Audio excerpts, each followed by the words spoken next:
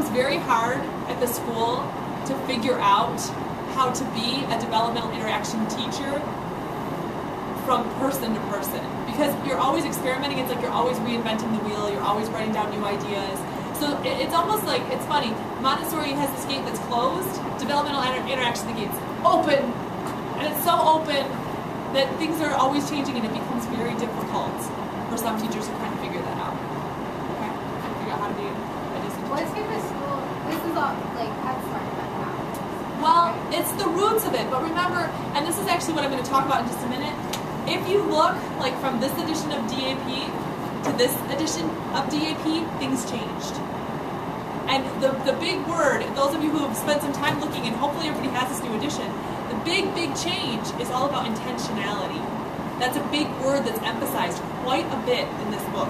And the idea is that, you know, when direct instruction in the 60s and 70s started to say, well, we don't need to teach kids in creative ways, and we don't need to worry about self-esteem, and we're teaching them how to bake apple pies, and they're falling apart because they can't compete with the Soviets, who, you know, had just released Sputnik, and that was a big blow to America's self-esteem.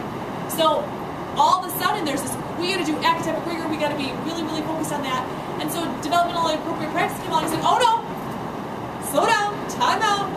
That's not what we need to worry about. We need to worry about the development of the whole child. Well, there was almost a sense, and it's funny, I just heard Lindy Bush talk about this at a conference, and she said, you know, in the 60s there was a sense that if you hung the alphabet on the wall, you were doing the wrong thing. That you never ever told a child, this is the letter A, or this is the color red, or this is yellow, or whatever, because you wanted to let the child experience it and discover it all for themselves. She's like, that's silly. That's ridiculous. When Eden comes to me and says, Mommy, this has 3 sticks, it's E, right? I say, oh, great job, Eden, let's go look for more E's. So there was almost, you know, sometimes you swing too far the other way, right? So early on in DAP, there was almost a total resistance to any formalized learning at all, because the emphasis was so much on becoming a social whole person. So this latest edition of DAP, I think, has brought things back into I think, in a better perspective. Has said, you know what? We really need to have some direct instruction. We need to have some intentional learning, but it needs to be done in a developmentally appropriate way. Okay? So that's why, and really DAP doesn't get revised, not like your textbooks where they revise them every 2 years so that you guys can spend more money, right? DAP gets revised very thoughtfully almost every decade. So it takes a lot to revise DAP. A lot. And that's why I would tell you, anytime, like you guys, as you go in the field, if DAP revises again, you need a copy of this.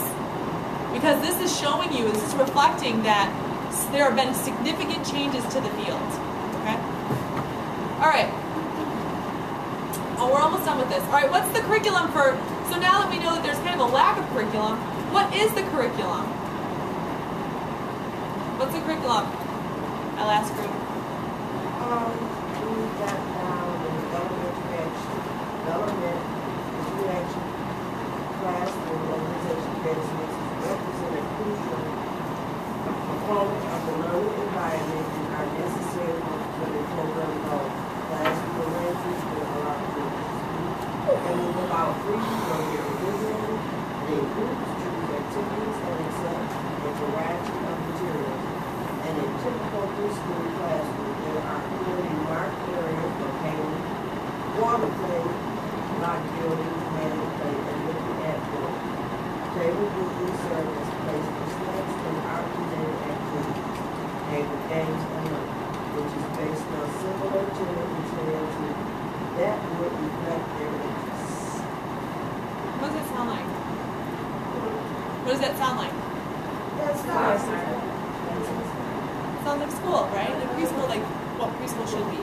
So really what we see is the learning centers, that's really comes right from developmental interaction, brand new. Free play, kids get to move about, pick the activities that they want to do. Cooperative activities where they're learning in small groups and large groups, and particularly in small groups. So that's really the way that we see that, and it is very similar to today's class.